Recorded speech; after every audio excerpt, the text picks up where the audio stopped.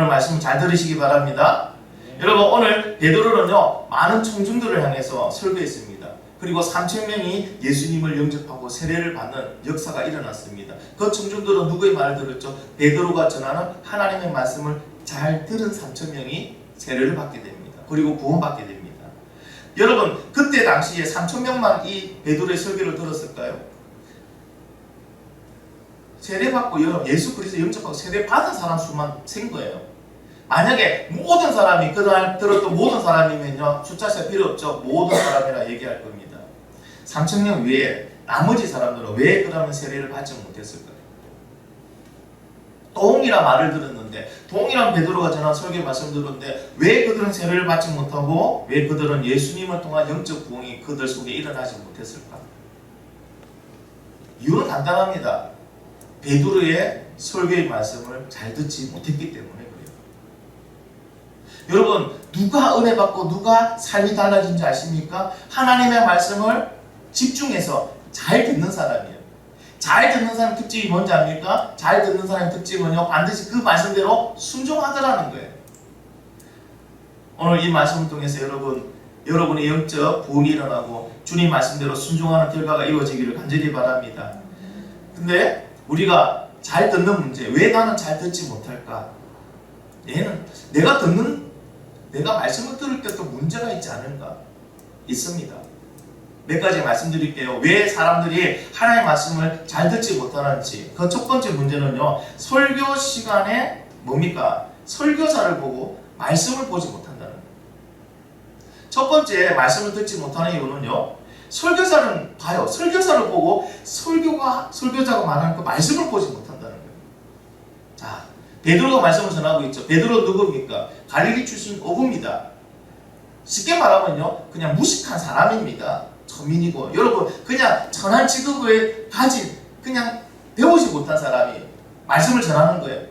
그런데 그 베드로를 보고 있는 사람은 뭐라고 느끼겠습니까? 아, 저 사람 저 갈릴리 출신 사람 아니야? 저 어부 아니야? 나보다 못 배운 사람 아니야? 근데 무슨 말을 전한다고 저렇게 앉아 서가지고 저렇게 얘기하는 거야? 전 들을 필요도 없어. 그 사람들은 무엇을 본 겁니까? 말씀을 전하는 베드로를 본 겁니다. 베드로가 전하는 말씀을 들어야 되는데 말씀을 들을 생각하지 않고요, 사람을 봅니다. 그러니 여러분, 베드로가 전하는 말이 들릴까요? 그들에게 베드로가 전하는 말은 들리지 않습니다. 그리고 베드로가 전하는 그 말이 중요하다고 생각하지도 않습니다. 혹시나 여러분 그렇지 않습니까? 여러분, 이 강단에 7살짜리 아이가 와가지고 하나님 말씀을 읽어드리겠습니다. 그럼 여러분 어떻게 들으시겠어요? 아유, 저 꼬맹이가 정말 장난치나? 그 꼬맹이가 무슨 말을 하는지에는 관심을 안 가질 겁니다. 저기 어떻게 올라왔지? 뭐하러 올라왔지? 나보다 못하는 사람이 올라왔다. 그럼 당장 여러분은 그 말씀을 뭐 할까요? 듣기 전에 그 사람을 평가해버리죠. 그 사람에 대해서 보고 평가해버리면요, 여러분 말씀이 안 들립니다. 들을 수가 없습니다. 하나님께서는요, 때에 따라서는 선지자가 아닌 여러분 이방신을 섬기는 사람을 통해서 하나님 말씀을 전하실 때가 있다는 사실 아십니까? 대표적인 예가 바로 발람입니다. 모압 왕 발락이 이스라엘 민족들이 그 땅으로 오니까요, 그들을 저주해달라고 발람을 기용합니다. 그런 주수사였기 때문에 그들에게 저주를 걸어달라고 여러분 발람에게 시킵니다. 이를. 근데 하나님은요, 그 발람을 통해서 뭐합니까? 입술을 통해서 이스라엘을 축복하시잖아요. 하나님이 말하게 하시는데 여러분 발람도 더 이상 다른 말을 저주를 못한다는 거예요. 중요한 것은 여러분 전하는 사람이 아니라 그가 전하는 말씀인 줄 믿습니다. 이 앞에요, 항상 막 인상이 너무 막 흥성붙고 꼭 조폭을 하던 사람이 와서 말씀을 전해도 그 사람이 중요한 게 아니죠. 그 사람이 전하는 그 말씀의 내용이 중요합니다. 그것이 하나님의 말씀이면 여러분 그 말씀을 들어야 됩니다. 마태복음 23장에 이런 일이 있었습니다. 자, 서기관과 바리새인들이 모세 자리에 앉았던 그 시대입니다. 즉 말하자면 서기관과 바리새인들이 자기를 높여가지고 모세와 동등한 자리에 있던 그 시대입니다. 그때 제자들에게 이렇게 얘기합니다. 무엇이든지 그들이 말하는 바는 행하되, 그들이 말하는 바는 행하라고 말하죠.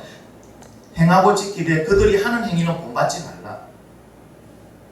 무슨 얘기입니까? 서기관과 바리새인들이 말하는, 당시 서기관과 바리새인들이 부패했다는 것은요, 그 시대 사람들도 알고 있습니다. 그래서 그 모습을 보고 뭐라고 생각했을까요? 말과 행동이 다른 서기관의 모습을 보고 저들의 말을 들을 필요 없어. 그리고 저들의 말을 불신하던 사람도 있었다는 겁니다.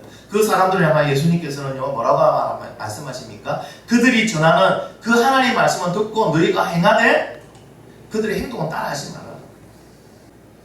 앞에 서 있는 사람이 여러분 부패한 목사라도 그가 하나님 말씀을 전할 때는요, 그 말씀은 들으셔야 돼요. 그 행동은 따라할 필요 없습니다. 이전에 사역하던 교회에 이런 일이 한번 있었어요. 어떤 권사님의 아들이요, 선교 사역을 마치고 잠시 귀국을 했습니다. 자, 귀국을 해서 권사님이 다니는 교회에 가서 예배를 드립니다. 근데 그 주에도 그 목사님께서는요, 하나님의 말씀을 증거하고 마지막에 정치적인 이야기를 끝마칩니다. 그때 그 교인들은요, 목사님의 그 정치적인 활동을 별로 좋게 여기지 않고 있었기 때문에 정치적인 말로 끝나니까 전부 다 나오면서 불평을 합니다. 진짜 오늘 꼴보기 싫다. 오늘 말씀 진짜 은혜 안 되고, 그 말씀 왜 오늘 나 교회 온 거 진짜 후회된다고 얘기합니다. 모두가 이렇게 말씀을 듣고 불평하며 나오게 됩니다. 그런데요, 그 권사님의 아들은요, 눈이 벌겋게 출력된 모습으로 나왔습니다. 권사님은 혹시나 목사님의 설교를 듣고 실망해서 이 아이가 울었나 싶어서요, 미안하기도 해서 아들에게 물어봅니다. 아들아, 왜 울었냐? 그때 그 아들이 이렇게 대답합니다. 오늘 설교 말씀이 자신에게 하시는 하나님의 음성으로 들려서 죄송하고 감사해서 울었다고 어머니에게 얘기했습니다. 동일한 시간대, 동일한 목사님의 말씀을 들었는데 왜 이 청년은 은혜를 받았을까요? 모든 사람들은 불평하고 나왔는데 이 청년은 왜 은혜를 받았을까요? 청년은 뭐만 봤습니까? 전하는 사람을 보지 않았습니다. 전하는 말씀을 들었습니다. 여러분, 저는 참 많이 부족합니다. 때로는 실수할 때도 많고요, 때로는 단어를 다르게 말할 때도 많고요, 때로는 어수선하게 말할 때도 많습니다. 아마 제 삶을 오픈하면은 여러분과 비교했을 때 부끄러운 그런 부분들이 더 많을 겁니다. 여러분들이 저를 보면은 은혜가 되지 않습니다. 여러분이 들으셔야 될 거는요, 저를 보는 게 아니고 제가 전하는 하나님의 말씀을 들으시기 바랍니다. 그것이 하나님의 말씀이 맞다면 여러분은 그 말씀을 들으시고 그 말씀에 순종하시기를 간절히 바랍니다. 두 번째, 왜 말씀을 듣고도 은혜를 받지 못하느냐? 그 설교를 비교하거나 평가하거나 분석하거나 채점하고 있기 때문입니다.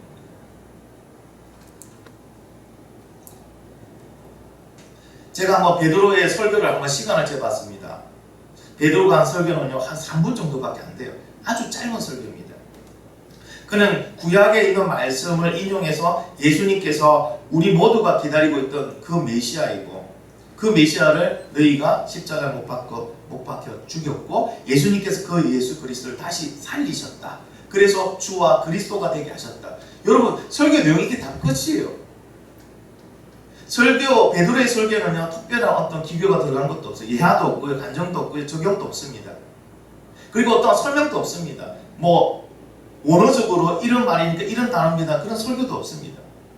그냥 구약에 예언한 사실과 이루어진 사실을 선포한 겁니다.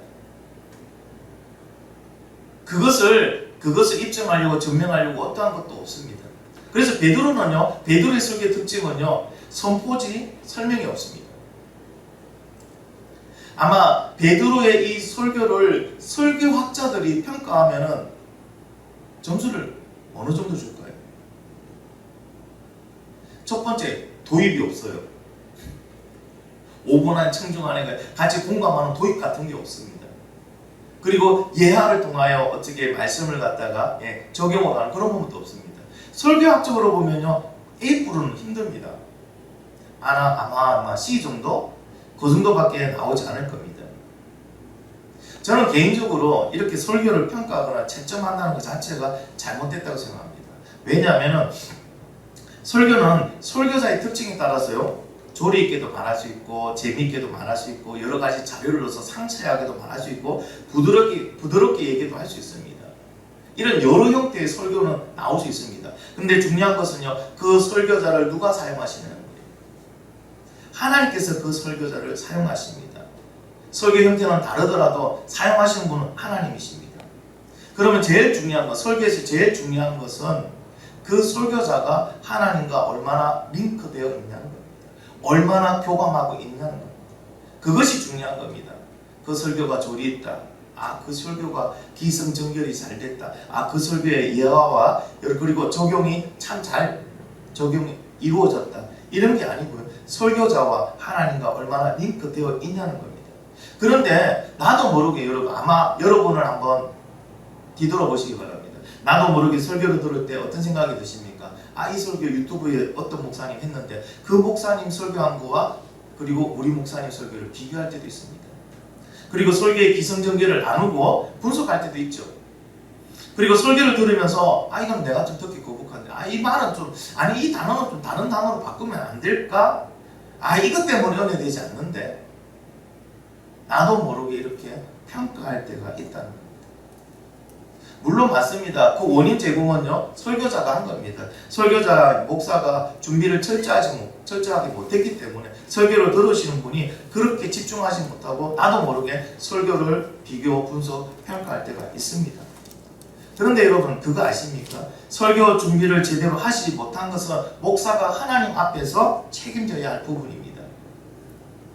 그러면 설교를 듣는 성도는요 그 말씀을 얼마나 제대로 들었는지에 대해서는 하나님 앞에 성도가 책임져야 될 부분이라는 것을 여러분 기억하시기 바랍니다. 누구 때문에 말씀을 제대로, 누구 때문에 그게 은혜를 못 받, 이거는 핑계입니다. 설교자의 미흡한 설교 때문에 여러분 설교를 분석하고 채점하고 평가했다. 근데 중요한 거는 내가 분석하고 채점하고 평가하는 그 순간 하나님의 은혜는 놓쳐버리는 거예요. 베드로가 설교할 때 설교를 들은 사람은요 3,000명보다 더 많은 사람이 모여 있었습니다. 그런데 베드로의 설교를 듣고 마음이 찔려 세례를 받은 사람은 3,000명밖에 안 돼요. 여러분 여기서 마음이 찔렸다는 것은요 카타니스라는 단어를 사용합니다. 이 단어의 특징은요 부정과거 수동태로 신적 수동태라고 얘기합니다. 신적 수동태라는 건 신이 작용했다는 겁니다. 다시 말씀드리면요 성령의 강력한 역사가 있었기 때문에 그들의 마음이 찔렸다는 것을 알 수 있습니다. 그럼 그 3,000명 그들은 어떤 특징이 있습니까? 베드로의 설교 내용에 집중했다는 겁니다. 그 설교를 분석하지 않았고요. 평가하지 않았고요. 여러분 그것을 비교하지 않았습니다. 그냥 그 말씀에 집중했습니다. 그럴 때 그 안에 성령님께서 말씀을 통하여 역사하셨다는 겁니다. 여러분 하나님의 말씀이 없는 곳에 성령을 통한 부흥의 역사는 일어나지 않습니다. 성령과 말씀의 수레를 통하여 역사하십니다. 오늘 나의 믿음의 부흥이 왜 일어나지 않느냐? 한번 우리가 나를 뒤돌아보면 분명히 이 문제에 묶여 있습니다. 하나님의 말씀에 집중하지 못한 거예요. 하나님의 말씀에 집중하지 못한 거예요. 또 어떤 분은요 교회에 와서 말씀드리는데 너무 육체적으로 피곤합니다. 정신적으로 피곤합니다. 그래서 계속 잠을 자는 경우도 있습니다. 인간적으로는 이해가 됩니다. 그러나 은혜적으로는 그것은 나의 은혜를 방해하는 겁니다. 왜냐하면 듣지 못하는데 어떻게 은혜가 임하고 성령의 역사가 어떻게 일어납니까? 여러분 조금 힘드시더라도 뒤지게 피세요. 여러분 잠이 오면 일어서서 뒤에 가서 들으셔도 됩니다. 저는 잠이 왔는데 일어나 뒤에 가는데 왜 뒤로 갑니까? 말 안 합니다. 여러분 그것을 부끄러워할 이유가 없습니다. 어떤 걸 부끄러워합니까? 그냥 그 자리에 앉아서 꾸벅꾸벅 조는 걸 부끄러워하셔야 돼요. 하나님은 그걸 죄송히 생각해 하셔야 돼요. 제가 경험한 걸 한번 말씀드리겠습니다. 삼형자순이라는 곳에 제가 한번 참석한 적이 있습니다. 그곳의 강사는요 광신곤 목사님이었습니다. 저는 처음 보는 목사님이에요. 그럼 목사님들은 잘 몰라요. 근데 목사님 보니까 키도 작아요. 생긴 것도 그렇게 호감형으로는 안 생겼습니다.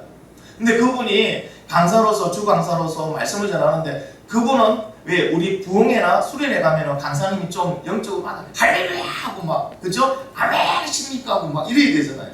근데 그분은요 진짜 졸리게 얘기해요. 그냥 교수 스타일이에요.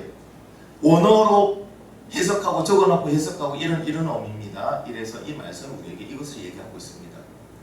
여러분 3박 4일 동안 그렇게 강의하셨습니다. 근데 놀라운 거는요 내 마음에 자꾸 말씀에 자꾸 집중하게 만드시는 그 뭔가를 느끼는 거예요. 근데 사람도 보지 않고 말씀을 보니까요. 놀라운 거는요. 저는 찬양할 때도 성령의 불을 받아봤고 기도하면서도 성령의 불을 받아봤어요. 근데 말씀 듣다가 성령 불 받은 건 처음이었어요. 말씀을 듣는데 가슴이 뛰기 시작합니다. 머리는 차가운데 가슴이 뜨거워지기 시작하는 거예요. 어떻게 할 수가 없는 거예요. 그거는 말씀이 끝나거나 통성기도 안 합니다. 주여 삼창도 안 합니다. 그냥 기도하겠습니다.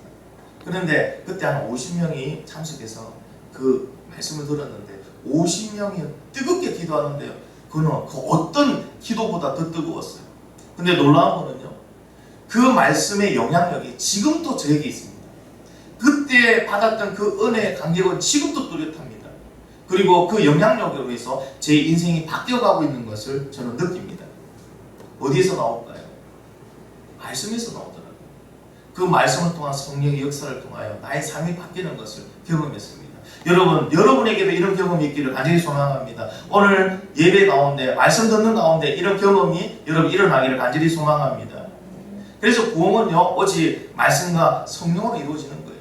그래서 하나님께서 원하시고 하나님 가르쳐 주시는 부흥의 레시피는 말씀과 성령의 핵심입니다. 여러분 요리의 레시피가 동일하면요 그 레시피대로 하면은 반드시 누가 언제 어디서 하더라도 그 맛은 책임질 수 있습니다. 똑같은 맛이 나온다는 거예요. 그러면 말씀과 성령 이 조건을 맞추어지면요 어느 시대, 어느 나라, 어느 민족, 어느 교회든 상관없이 개인과 교회는 부흥이 일어납니다. 할렐루야. 오늘 이 말씀대로 여러분에게도 부흥이 일어나고 우리 교회에도 부흥이 일어나기를 간절히 바랍니다. 두 번째로 보면은 말씀과 성령으로 일어난 부흥은요 변화가 있습니다. 변화의 증거들이 있다는 거예요. 여러분 진정한 부흥에는요 이런 변화의 증거들이 있어야 됩니다. 첫 번째 변화의 증거는 뭐냐면은 성령을 선물로 받고요 세상이 그를 두려워하는 변화가 생깁니다. 이전까지는 예수 믿는 사람들을요 만만하게 봤습니다. 아니요 낮게 봤습니다. 그런데 성령이 임한 그 하나님의 제자들은요 세상이 그를 두려워하기 시작했습니다. 이 변화가 우리에게 일어나야 됩니다. 이게 뭡니까? 부흥의 변화입니다. 요리를 하기 위해서 각종 재료를 넣고 불을 탁 올립니다. 어떤 변화가 일어납니까? 물이 끓습니다. 안에 있는 것들이 익습니다. 그리고 조화롭게 하나가 됩니다. 맛들이 그죠? 그와 같이 말씀과 성령의 불이 지펴지면 우리 속에 어떤 변화가 일어난다고요? 이렇게요. 성령을 선물로 받고 그 인하여 주위 사람들이 나를 얕잡아 봤던 우습게 봤던 주위 사람들이 나의 말 하나하나에 기울이면서 우리를 두려워한다는 거예요. 두 번째 어떤 변화냐면 성도 간의 교제가 생겨납니다. 여러분 이전에는 교회 마치고 나면 가기 바빴습니다. 근데 부흥하는 교회 특징을 보니까 교제가 늘어나더라는 거예요. 교제가 뭡니까? 관심입니다. 관심입니다. 누가 교회에 왔다 안 왔다 별 신경 안 썼습니다. 그런데 부흥하는 교회 내 마음 말씀과 성령으로 충만해지며 내 안에 부흥이 일어나면 관심을 가집니다. 저 사람 어떻게 됐지? 왜 안 왔지? 그리고 전화하게. 이게 뭡니까? 교제라는 겁니다. 이런 교제가 여러분 더 많이 일어나는 겁니다. 세 번째 부흥의 변화는요 오로지 기도하기를 힘씁니다. 그 교회에 기도가 끊이지 않습니다. 부흥하는 교회의 특징 중에 하나가요 교회에 기도가 끊기지 않습니다. 여러분 기도하시기 바랍니다. 여러분 개인의 부흥과 교회의 부흥을 위해서라도 반드시 기도하셔야 됩니다. 오로지 기도한다는 것은요 기도에 중점을 둔다는 겁니다. 다른 어떤 것보다 여러분 기도에 중점 두시기 바랍니다. 진정 여러분이 하나님께서 우리에게 주시는 그 부흥을 맛보기 원하신다면 말씀에 집중하시고 여러분 기도하시기 바랍니다. 기도하는 그를 통하여 하나님은 부흥의 불꽃을 더 활활 태우실 줄 믿습니다. 그리고 네 번째는요 물건을 서로 나눠주고 부족한 사람들에게 나의 것을 나눠주는 겁니다. 여러분 입술로 나누는 사랑이 아니에요. 진정한 부흥 속에서 어떤 게 나옵니까? 서로 간의 물건을 나눠주고 없는 자가 있으면요 내가 넉넉하면 내 것을 그 사람들에게 나눠줄 수 있는 실제적인 나눔이 일어납니다. 실제적인 사랑이 일어납니다. 이게 부흥하는 교회의 모습이고 부흥하는 개인의 모습입니다. 그리고 다섯 번째 일어나는 변화는요 한 마음으로 교회에 모이긴 힘씁니다. 부흥하는 교회는요 교회 교인들이 교회에 모이긴 힘써요. 시장 가다가도 교회에 들려서 기도하고 갑니다. 무슨 일이 있으면 교회부터 와서 기도하고 갑니다. 어떤 모임이나 어떤 축가 있으면 교회에 모여서 축구하고 갑니다. 이렇게 교회 중심으로 움직여 갑니다. 여러분 여섯 번째는요 언제나 기쁘고 순진한 마음으로 살아간다는 겁니다. 부흥하는 사람의 말씀과 성령으로 부흥의 불이 붙어버리면요 기뻐요. 기쁜 경우, 기쁜 이유가 있어 기쁜 게 아니고 그냥 마음이 기뻐요. 그리고 순진한 마음으로 살아. 뭔가 속이려고 하지 않습니다. 욕심을 가지지 않습니다. 그냥 하나님을 향한 순진한 마음으로 살아갑니다. 그리고 마지막 7번째는요 하나님을 찬양합니다. 세상을 향하여 불평, 불만, 원망했던 입술이 하나님을 찬양하고요, 세상 것을 부러워했던 입술이 하나님을 찬양하기 시작합니다. 어떤 일에서도 하나님을 찬양하는 입술로 바뀌어갑니다. 여러분, 이런 7가지의 변화들이 있더라는 겁니다. 이것이 부흥하는 개인, 부흥하는 교회에 일어나는 변화입니다. 우리는 부흥한다고 생각하면 죽은 자가 살아나면 교회가 부흥할 것 같죠. 부흥의 변화에 그게 안 들어가 있어요. 여러분 속에, 우리 교회 속에 이런 부흥의 변화들이 일어나기를 간절히 바랍니다. 마지막으로는요, 말씀과 성령으로 시작한 부흥의 레시피가 최종 단계가 뭔지 아십니까? 최종 단계는요 사람들의 칭송으로 완성이 되더라는 겁니다. 여러분, 오늘 본문 말씀 47절에 보니까 온 백성에게 칭송을 받으니 주께서 구원받는 사람을 날마다 더하게 하시느니라. 저는 이 부분에서 너무 감사한 게요, 교회 부흥이 건물의 부흥이 아니라는 것을 알게 되었습니다.